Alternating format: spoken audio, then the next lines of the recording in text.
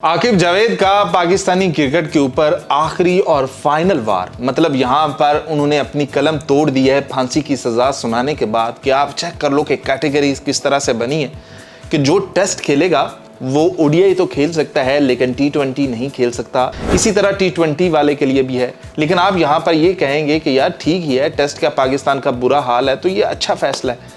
लेकिन मेरा भाई, मैं आपको ये बताता हूं कि टेस्ट क्रिकेट जो भी खिलाड़ी खेलेगा उसके लिए कोई एनओसी नहीं है, मतलब वो किसी बाहर की कोई लीग में हिस्सा नहीं ले सकता है, वो सिर्फ पाकिस्तान के लिए टेस्ट ही खेलेगा।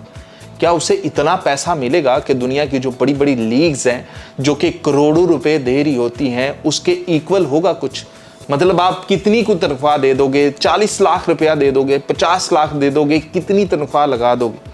फिर उसके बाद सीन आता है कि जो टी20 खेलेगा ना उसके लिए भाई एनओसी की भरमार है कि पूरी दुनिया के अंदर 23 इंटरनेशनल लीग्स चल रही, वो उन 23 के अंदर हिस्सा ले सकता है, उसको कोई रोक टोक नहीं है। पाकिस्तानी टीम के लिए अवेलेबल होता है या फिर नहीं। लेकिन अगर आप ओडीआई खेल रहे हो तो ओडीआई खेलने वाले प्लेयर्स के लिए 2 एनओसी ज्यादा से ज्यादा जारी की जाएंगी, मतलब वो ज्यादा से ज्यादा 2 ही लीग्स खेल पाएंगे, वरना उसके अलावा कोई और लीग नहीं खेल पाएंगे। अब आप सीन चेक कर लो कि क्या ये टेस्ट क्रिकेट का जनाजा नहीं निकलेगा कि भाई, या फिर एक नई शुरुआत होगी? मतलब क्या कहते हैं आप, क्या सोचते हैं आप कि टेस्ट क्रिकेट के अंदर कौन खेलेगा? क्या बाबर आजम खेलेगा? कि बाबर आजम को कोई एनओसी जारी नहीं करनी आपने, उसने कोई दुनिया की कोई लीग नहीं खेलनी, तो क्या वो आपका टेस्ट क्रिकेटर बनेगा?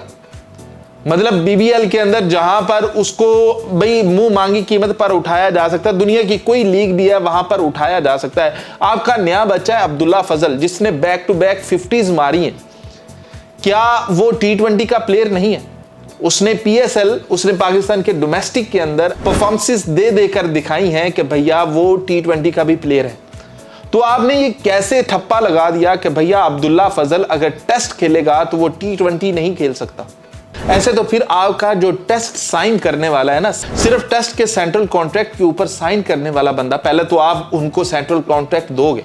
अब प्लेयर्स की किस्मत है कि उनके पास सिर्फ टेस्ट का जाता है या फिर टेस्ट और ओडीआई का जाता है या फिर ओडीआई और टी20 का जाता है। ये तो अभी आपके ऊपर है ना, या आकिब जावेद के ऊपर है कि वो किसको क्या सेंट्रल कॉन्ट्रैक्ट ऑफर करता है। तो ऐसे तो आपके पास सऊद शकील ही बचेगा कि सऊद शकील है जिसका पूरी दुनिया की जो लीग्स हैं उनके साथ कट ऑफ चल रहा है कि कोई डिमांड नहीं है, कोई कुछ नहीं है, वो अपना नाम भी नहीं दे पाता है, मतलब वो पैरामीटर्स के ऊपर पूरा ही नहीं उतरता है। तो ऐसे में तो सिर्फ आपका एक स्पेशलिस्ट टेस्ट क्रिकेटर वही होगा। हाँ, उसमें आप ये जरूर देख लोगे कि यार ये पीएसएल इसे खिलाना है या फिर नहीं। लेकिन अगर वहां पर आप शर्त रखोगे कि भाई पीएसएल भी वो बंदा नहीं खेल सकता क्योंकि टी20 फॉर्मेट है, तो इसके ऊपर सऊद शकील भी वो दस्तखत नहीं करेगा। तो भाई ये एक नई हवा चलेगी जिसमें बहुत सारे क्रिकेटर्स कोई साइन ही नहीं करेंगे और इनको ये देखना होगा कि यार अब प्लेयर्स पूरे कहां से करने, 11-11 प्लेयर्स कहां से पूरे करने। मतलब शाहीन शाह अफरीदी के बारे में सेट है कि भाई उसने ओडीआई और टी20 ही खेलना है, उसका सेट है कि उसको टेस्ट आपने देना ही नहीं है, क्योंकि टेस्ट के अंदर उसकी आपने परफॉर्मेंस देख लिया कि भैया उसका उसके अंदर कोई मुस्तकबिल है ही नहीं, तो ठीक है, उसके लिए तो कैटेगरी बहुत अच्छी है कि आपने उसको सेंट्रल कॉन्ट्रैक्ट ऑफर कर दिया। ओडीआई का वो कप्तान है, टी20 का साथ में आपने सेंट्रल कॉन्ट्रैक्ट उसे ऑफर कर दिया, एक ही कैटेगरी उसे दे दी आपने। मोहम्मद अब्बास के लिए भी शायद ठीक होगा कि मोहम्मद अब्बास भी सिर्फ टेस्ट खेलना चाह रहा है, लेकिन खुरम शहजाद के लिए आपका ये सेंट्रल कॉन्ट्रैक्ट किस तरह से ठीक हो सकता है? मतलब वो ऐसा बॉलर है जो कि पीएसएल के अंदर भी अच्छी परफॉर्मेंसेस दे चुका है, वो आपका ओडीआई के लिए या टी20 के लिए बहुत अच्छा एसेट साबित हो सकता है। आप सुफियान मुकीम के ऊपर कैसे ये लागू करोगे कि भैया तुमने अगर खेलना है टेस्ट तो तुम टी20 नहीं खेल सकते? इब्रार अहमद के लिए क्या करोगे? मतलब इब्रार अहमद आपका टी20 के अंदर, इब्रार अहमद आपका ओडीआई के अंदर, इब्रार अहमद आपका टेस्ट के अंदर, उस जैसा कोई बॉलर है तो दिखा दो। उसके ऊपर कैसे ठप्पा लगाओगे, कैसे रोकोगे?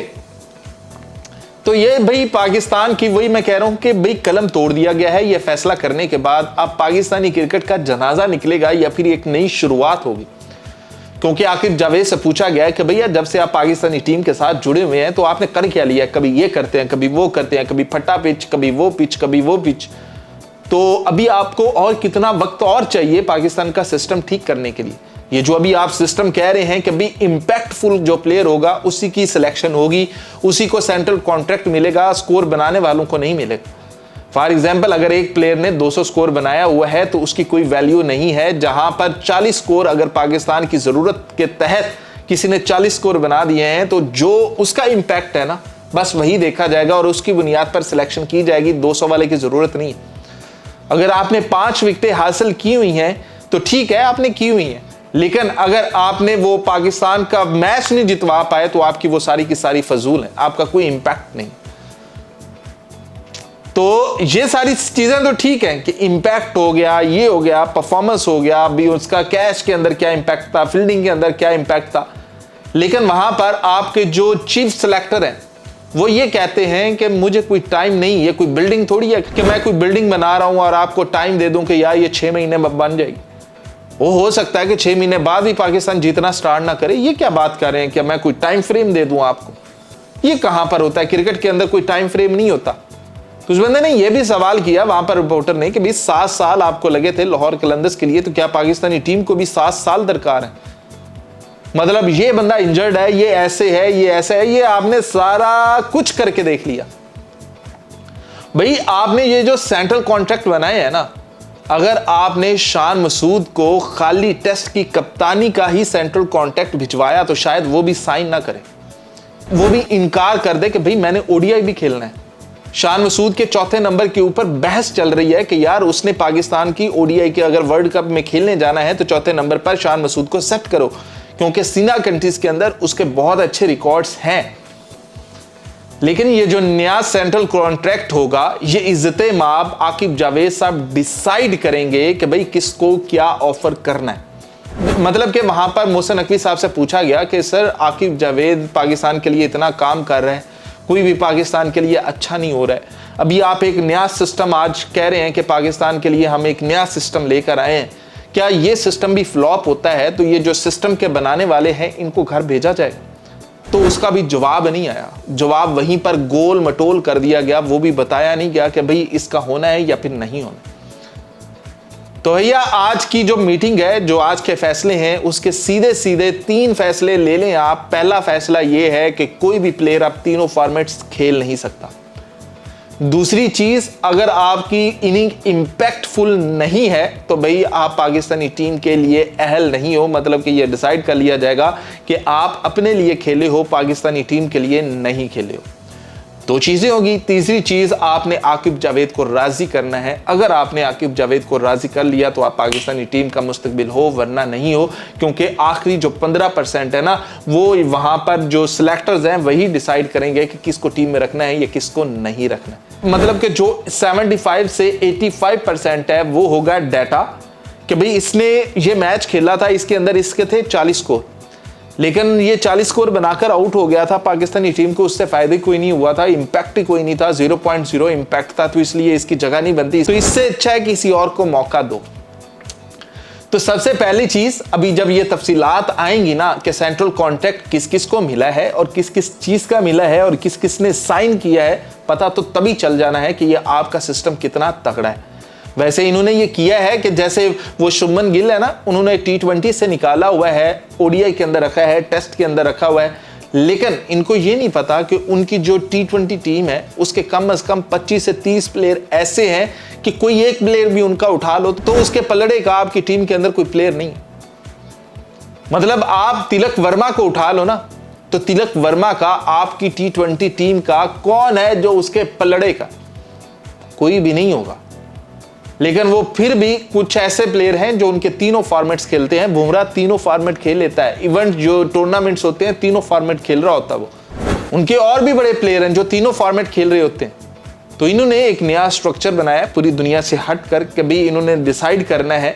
अब देखना ये होगा कि कोचेस कैसे डिसाइड करेंगे या फिर आकिब जावेद ये कैसे डिसाइड करेगा कि बाबर T20 खेलेगा या फिर नहीं खेलेगा। खुर्रम शहजाद को T20 के लिए बैन करना है तो कैसे करना है? तो T20 एक अलग सीन होगा, टेस्ट एक अलग सीन होगा। ओडीआई वाले ये होंगे कि भी उनके लिए एक ऐसा सीन होगा कि वो टेस्ट भी खेल सकते हैं, उनके पास ऑप्शन होगा, और वो T20 भी खेल सकते हैं। तो क्या कहते हैं कि पाकिस्तान का ये जो बनाया गया सिस्टम है, क्या ये प्लेयर के लिए फायदेमंद साबित होगा? पाकिस्तानी क्रिकेट टीम के लिए या पाकिस्तान के लिए फ़ायदेमंद साबित होगा, या फिर इसमें मनमानियाँ ही चलेंगी? क्या कहते हैं आप लोग?